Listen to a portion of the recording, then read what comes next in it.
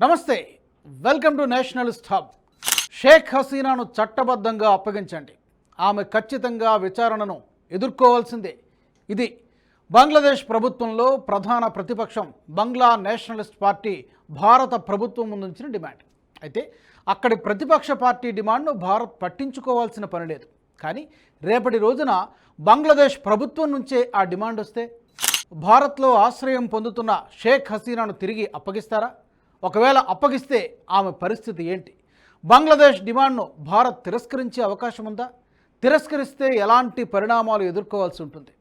అసలు శరణార్థుల విషయంలో భారత్ బంగ్లాదేశ్ మధ్య ఉన్న ఒప్పందం ఏం చెబుతోంది? 1951 ఐక్యరాజ్య సమితి రెఫ్యూజీ కన్వెన్షన్, 1967 రెఫ్యూజీ ప్రోటోకాల్ ఏం చెబుతున్నాయి?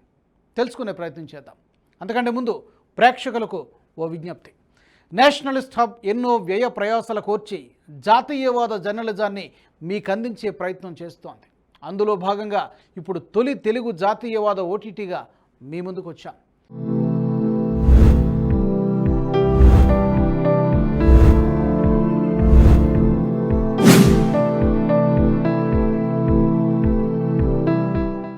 www.nhprime.in వెబ్సైట్లో అత్యద్భుతమైన కంటెంట్ను మీకు అందిస్తున్నాం. సో వెంటనే ఈ క్యూఆర్ కోడ్ను స్కాన్ చేసి ఎన్హెచ్ ప్రైమ్ ఓటీటీలోకి లాగిన్ అయ్యి పెయిడ్ సబ్స్క్రిప్షన్ తీసుకోండి. నేషనలిస్ట్ హబ్ ప్రయత్నాన్ని ఆశీర్వదించండి.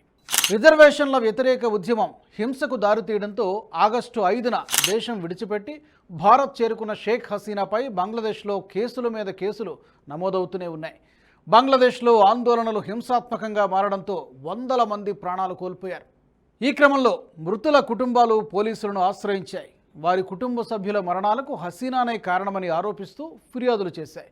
దీంతో మాజీ ప్రధాని, ఆమె అనుచరులపై పోలీసులు పలు కేసులు నమోదు చేశారు. ఇప్పటి వరకు హసీనాపై 31 కేసులు నమోదయ్యాయి. ఇందులో 26 హత్యా అభియోగాలపైనే నమోదు కావడం కేసుల తీవ్రతకు అద్దం పడుతోంది. మారణ హోమానికి కారకులయ్యారనే ఆరోపణలపై 4 కేసులు, కిడ్నాప్కు సంబంధించి మరో కేసు నమోదైంది. ఆమెతో పాటు హసీనా కుమారుడు సాజిద్ వాజిద్ జాయ్, కుమార్తె సైమా వాజిద్, సోదరి షేక్ రెహానాను కూడా ఈ హత్య కేసుల్లో సహనిందితులుగా పేర్కొన్నట్లు బంగ్లా పోలీసులు వెల్లడించారు. ఈ నేపథ్యంలో హసీనాను అప్పగించాలనే డిమాండ్తో బంగ్లాదేశ్ రాజకీయాలు వేడెక్కుతున్నాయి. దీంతో ఒకవేళ బంగ్లాదేశ్ ప్రభుత్వం నుంచి అధికారికంగా అప్పగింత డిమాండ్ వస్తే భారత్ అంగీకరిస్తుందా లేదా అనేది ఇప్పుడు ఆసక్తికరంగా మారింది. హసీనా కుటుంబంతో భారత్ స్నేహపూర్వక సంబంధాలు కలిగి ఉండడంతో ఈ అంశం ప్రాధాన్యత సంతరించుకుంది. ఈశాన్య ప్రాంతంలో తిరుగుబాటు సమస్యను పరిష్కరించడానికి 2013లో భారత్ బంగ్లాదేశ్ మధ్య నేరస్తుల అప్పగింత ఒప్పందం కుదిరింది. ఇరు దేశాలు ఈ ఒప్పందంపై సంతకం చేశాయి. 2016లో అప్పగింత అగ్రిమెంట్ను సవరించారు కూడా. జమాతుల్ ముజాహిదీన్ బంగ్లాదేశ్ వంటి ఉగ్రవాద సంస్థల నుండి ఎదురవుతున్న సవాళ్లను ఈ ఒప్పందం ద్వారా బంగ్లాదేశ్ అధిగమించింది. అలాగే ఉల్ఫా తీవ్రవాదుల విషయంలో భారత్ కూడా ఈ ఒప్పందం ద్వారా లాభం పొందింది. ఇరు దేశాల మధ్య కుదిరిన ఒప్పందం మేరకే 2015లో ఉల్ఫా తీవ్రవాది అనూప్ చెటియాను భారత్కు అప్పగించింది బంగ్లాదేశ్. భారత్ బంగ్లా నేరస్తుల అప్పగింత ఒప్పందం ప్రకారం కనీసం 1 సంవత్సరం జైలు శిక్ష విధించే అవకాశం ఉన్న నేరాల విషయంలో, అది కూడా ఇరు దేశాల్లోని అది శిక్షార్హమైన నేరమైతేనే నేరస్తుడి అప్పగింత జరుగుతుంది.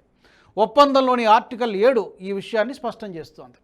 ఆర్టికల్ 7 ప్రకారం అది అప్పగించదగిన నేరమా కాదా అనే అంశంతో పాటు అప్పగింత కోసం చేసిన అభ్యర్థనపై ఇరు దేశాల్లోని అధికారులు ఎలా స్పందించారనే అంశాన్ని కూడా పరిగణలోకి తీసుకుంటారు.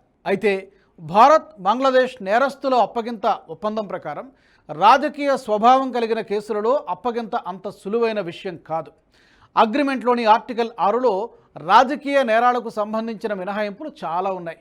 ఇక ఆర్టికల్ 8 ప్రకారం కొన్ని ప్రత్యేక పరిస్థితులలో ఇరు దేశాలు అప్పగింత అభ్యర్థనల్ని తిరస్కరించవచ్చు కూడా. అయితే షేక్ హసీనాపై మోపబడిన అభియోగాల్లో హత్య, దాడి, పేలుడు వంటి నేరాలున్నాయి.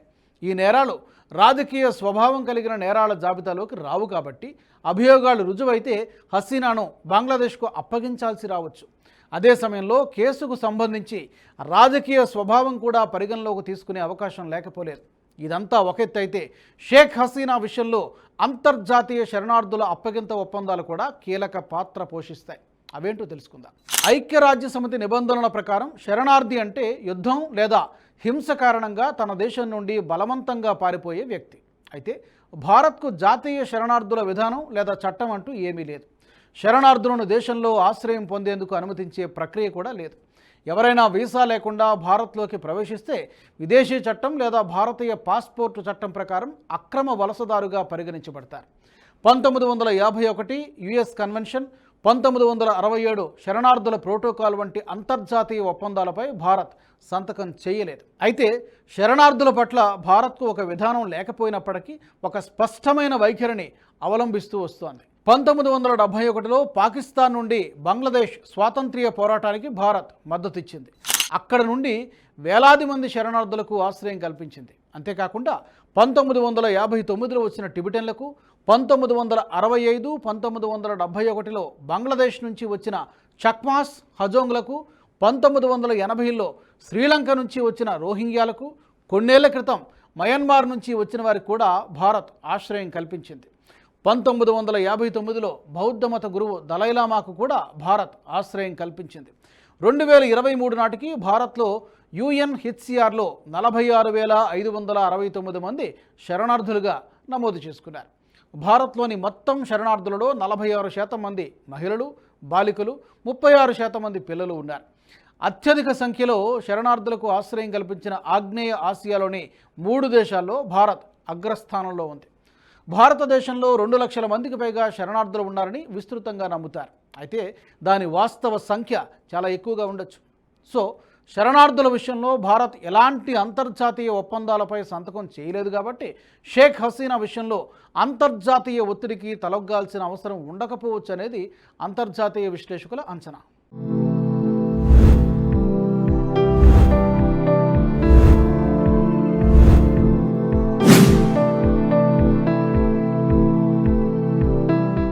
ఈ వీడియో మీకు నచ్చినట్టయితే లైక్ చేయండి, 10 మందికి షేర్ చేయండి. అలాగే కామెంట్ల రూపంలో మీ అభిప్రాయాలను మాతో పంచుకోండి. Nationalist hub group of channels ను సబ్స్క్రైబ్ చేసుకుని తెలుగునాట జాతీయవాద జర్నలిజాన్ని ప్రోత్సహించండి. ఈ వీడియో కింద ఉన్న బెల్ ఐకాన్ పై క్లిక్ చేయడం మర్చిపోవద్దు.